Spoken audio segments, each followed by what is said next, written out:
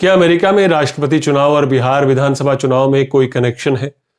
आप कहेंगे कहाँ अमेरिका में राष्ट्रपति पद के लिए चुनाव और कहाँ बिहार में विधानसभा चुनाव, इन दोनों के बीच क्या कनेक्शन हो सकता है? लेकिन कनेक्शन है, हम बताते हैं। अमेरिका में राष्ट्रपति ट्रंप अपनी हार से बस कुछ ही कदम दूर हैं, जो अब तक के चुनावी नतीजे आ रहे हैं हमारे सामने। और इधर भारत में उनके दोस्त प्रधानमंत्री नरेंद्र मोदी की पार्टी बीजेपी के ट्रंप को लेकर सुर बदलने लगे हैं। बिहार चुनाव प्रचार के आखिरी दिन बीजेपी अध्यक्ष जेपी नड्डा ने लोगों को बताया, अमेरिका में जो ट्रंप को लेकर नतीजे आ रहे हैं ना, जानते हैं क्यों? इसलिए क्योंकि वो यानी डोनाल्ड ट्रंप साहब क्राइसिस मैनेज नहीं कर पाए, कोरोना क्राइसिस। हमारे मोदी जी ने भारत के लोगों को कोरोना से बचा लिया। बताइए, प्रधानमंत्री मोदी की पार्टी प्रधानमंत्री के प्रिय मित्र श्री ट्रंप के साथ कन्नी काट रहे। आज हाउडी मोदी के दिन भूल गए। ट्रंप को ताने दे रहे हैं कि कोरोना क्राइसिस तुमने सही तरीके से मैनेज नहीं किया, इसलिए भुगतोगे, नतीजे तुम्हारे सामने होंगे और आ भी रहे हैं। देखो हमारे मोदी जी को, देश को बचा लिया कोरोना के चंगुल से। ये वही नड्डा जी हैं, बीजेपी अध्यक्ष, जो बिहार में चुनाव के दौरान रोड शो निकालते हैं। कोरोना अभी खत्म नहीं हुआ है।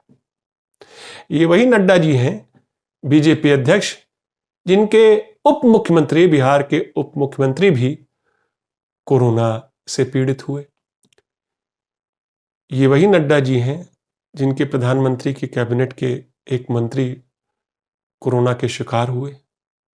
जिस देश में कोरोना से अब तक 1,25,000 लोग मारे जा चुके हैं, अब तक 84 लाख कोरोना मामलों के साथ भारत विश्व में कोरोना मामलों में तीसरे स्थान पर है। उस कोरोना को विजय और अचीवमेंट के तौर पर बीजेपी बिहार चुनाव में भुना रही। तो चलिए एक बार फिर बिहार के सफर पर निकलते हैं। आखिरी दौर की वोटिंग से पहले दो अहम और दिलचस्प घटना है। एक तो यह कि आखिरी चरण के मतदान के पहले प्रधानमंत्री मोदी को बिहार के वोटरों को चिट्ठी क्यों लिखनी पड़ी? कल होना है तीसरे दौर का चुनाव, यानी शुक्रवार को। और दूसरी अहम बात, चुनाव प्रचार के आखिरी दिन मुख्यमंत्री नीतीश कुमार को यह क्यों कहना पड़ा कि यह उनका आखिरी चुनाव होगा?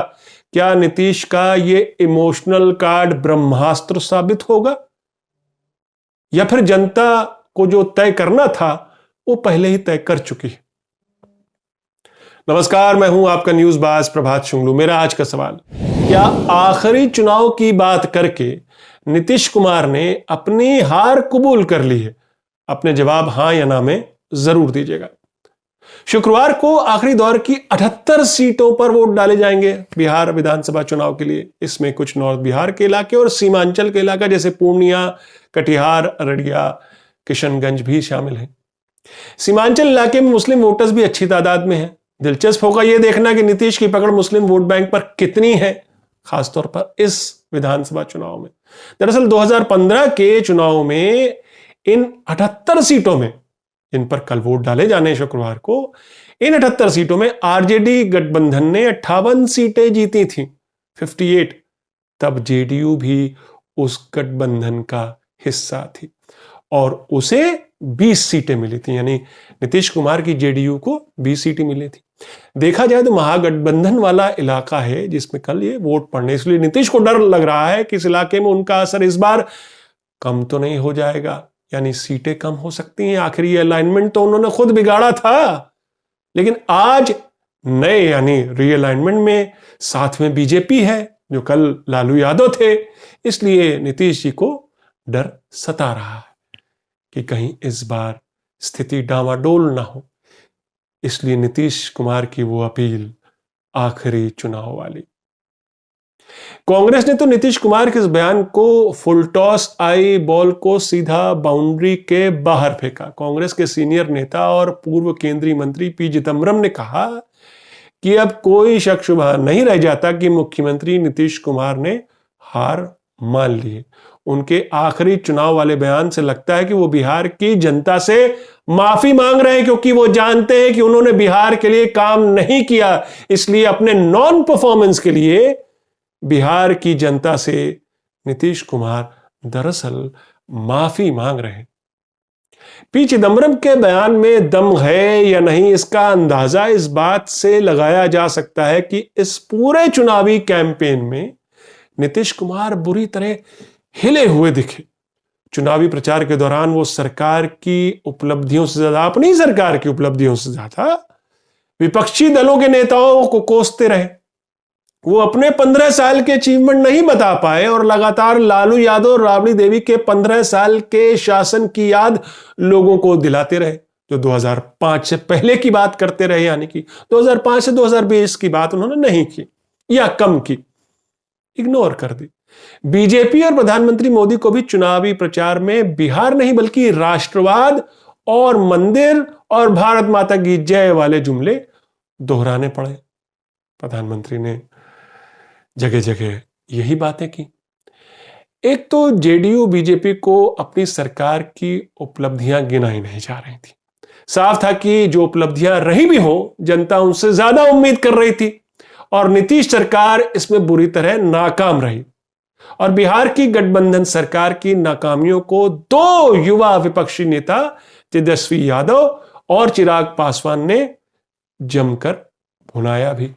जिस तरह से तेजस्वी यादव ने बिहार सरकार की नाकामियों की फहरिस्त लोगों के बीच रखी, जिस तरह से नीतीश के अपने एनडीए खेमे में ही चिराग पासवान ने बगावत करके खुद अपने दम पर चुनाव लड़ने की ठानी और लगातार मुख्यमंत्री पर हमला बोलते रहे, उससे साफ था कि बिहार में जनता बदलाव के लिए व्याकुल है।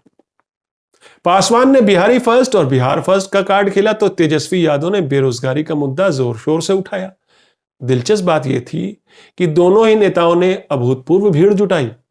खासतौर पर तेजस्वी यादव ने, जो भीड़ नीतीश की रैलियों में आई भी वो काफी बेचैन दिखी और कई जगह तो नीतीश कुमार को पब्लिक ने बाकायदा हूट किया, उन पर प्याज फेंके गए। उनकी रैलियों में जनता ने जेल में बैठे उनके पुराने मित्र और प्रतिद्वंदी लालू यादव जिंदाबाद के नारे लगाए। नीतीश की रैलियों में किसी भी मुख्यमंत्री के लिए जो 15 साल से गद्दी पर बैठा हो और हर बार गद्दी बचाने के लिए कोई ना कोई तिकड़म भिड़ा ही लेता हो, चाहे राजनीतिक दुश्मन को भी गले लगाना क्यों ना पड़े, चाहे पुराने दोस्तों से कट्टी क्यों ना करनी पड़े, चाहे सत्ता में बने रहने के लिए दोबारा दोस्ती और दुश्मनी के नए परम्यूटेशन और कॉम्बिनेशन क्यों ना बैठाने पड़े, नीतीश ने वो सब किया। साफ था कि नीतीश को बिहार से ज्यादा अपनी गद्दी प्यारी थी। लेकिन नीतीश के खेमे से कहीं ज्यादा भीड़ तेजस्वी की रैलियों में दिखी। चिराग पासवान ने अपने स्वर्गीय पिता की जनता पर पकड़ उस जनता की नब्ज जानने की अद्भुत जो गुर है, वो जो विरासत में पा लिया है, तो साफ दिख रहा था। और तो और नीतीश कुमार को जो समर्थन बीजेपी से मिलना चाहिए था, शायद वो अंदरूनी राजनीति ने उनकी रही सही उम्मीदों पर भी पानी फेरा होगा, ऐसा लगता है। ऐसी रिपोर्ट्स कुछ आई हैं। जेडीयू के ही कई बागी चिराग पासवान की लोक जनशक्ति पार्टी से चुनाव लड़ते नजर आए। चुनाव प्रचार में जब सारे अस्त्र शस्त्र बेअसर निकले तो नीतीश कुमार ने ब्रह्मास्त्र चलाया, मेरा ये आखिरी चुनाव है, यानी एक बार मुझे वोट और दे दो भैया, one last time please. Emotional हो गए नीतीश कुमार जी। क्या नीतीश कुमार को कुर्सी जाने का डर पहले से कहीं ज्यादा है इन चुनावों में?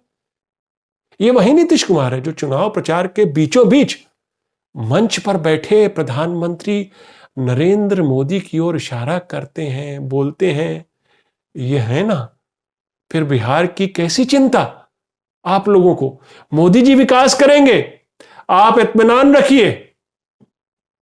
बताइए, एक गैर बीजेपी पार्टी का मुख्यमंत्री खुले तौर पर अपनी सरकार की उपलब्धियां गिनाने के बजाय प्रधानमंत्री यानी केंद्र सरकार के भरोसे लोगों से वोट मांग रहा।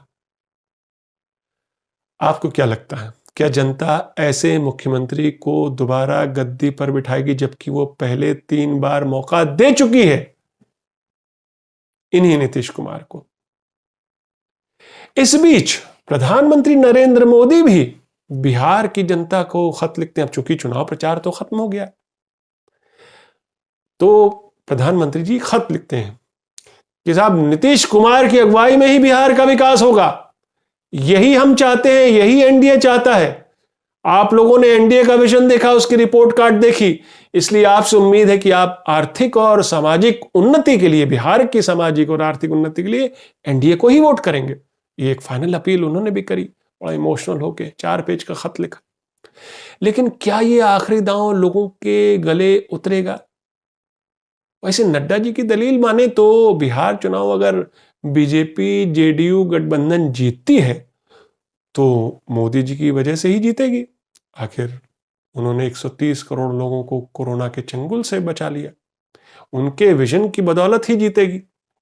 यह सही है कि अमेरिका के मुकाबले भारत में कोरोना से कम मौतें हुई, लेकिन हम अपना कंपैरिजन दक्षिण एशिया के दूसरे देशों से क्यों ना करें, हमारे पड़ोसी मुल्कों से क्यों ना करें, जिनसे हम आज भी पीछे हैं, जो हमसे बेहतर कोरोना क्राइसिस मैनेजमेंट का प्रदर्शन उन्होंने दिखाया है। अब एक आंकड़ा मैं आपको देता हूं, जैसे हर 1 लाख लोगों पर कोरोना से मरने वालों का प्रतिशत भारत में दक्षिण एशिया के देशों में सबसे ज्यादा है। सच्चाई है कि विश्व के कोरोना के हर 6 मामलों में एक भारत से। कोरोना टेस्टिंग में हम आज भी दूसरे देशों के मुकाबले काफी पीछे हैं। आज भी 45,000 केस रोज आ रहे हैं कोरोना के। जब देश भर के डॉक्टर्स लगातार वार्निंग दे रहे कि कोरोना की दूसरी तीसरी वेव शुरू हो चुकी है, संभल के रहिए, दिल्ली में तीसरी वेव का आतंक है, हर रोज लगभग 5,000 नए कोरोना मामले रिपोर्ट हो रहे हैं पिछले दिनों में। दिल्ली हाईकोर्ट ने तो यहां तक टिप्पणी कर दी कि ऐसा लगता है दिल्ली देश की कोरोना राजधानी बन चुका है। कई राज्यों ने दिवाली पर पटाखों की सेल पर बैन लगा दी है ताकि कोविड के दौर में, कोरोना के दौर में पटाखों का पोल्यूशन और नुकसान न करे। ऐसे में राष्ट्रीय पार्टी का राष्ट्रीय अध्यक्ष बिहार की जनता से प्रधानमंत्री के लिए समर्थन और पार्टी के लिए कोरोना के मुद्दे पर वोट मांग रहा है। और मैंने बताया कि अगर बीजेपी जीतती है, गठबंधन जीतता है बिहार में, तो श्रेय प्रधानमंत्री को दिया जाएगा। लेकिन अगर बीजेपी गठबंधन चुनाव हारता है तो आपको मालूम ही है, ठीकरा नीतीश कुमार के सर ही फूटने वाला। और क्यों नहीं, मुख्यमंत्री जो है वो 15 साल से है और गठबंधन के ही मुख्यमंत्री रहे 12 साल। ट्रंप हार सकते हैं, मोदी जी नहीं हार सकते। लेकिन ये भ्रम पालने में क्या दिक्कत है? मोदी है तो भ्रम है, जैसे कोरोना सच्चाई नहीं है, भ्रम है ना। मेरा आज का सवाल फिर दोहराता हूं, क्या आखिरी चुनाव की बात करके कि ये मेरा आखिरी चुनाव है, नीतीश कुमार ने अपनी हार कबूल कर ली है? अपने जवाब हां या ना में जरूर दीजिएगा। तो ये थी आज की न्यूज़बाजी। फिर मिलेंगे एक नई न्यूज़बाजी के साथ, तब तक के लिए नमस्कार।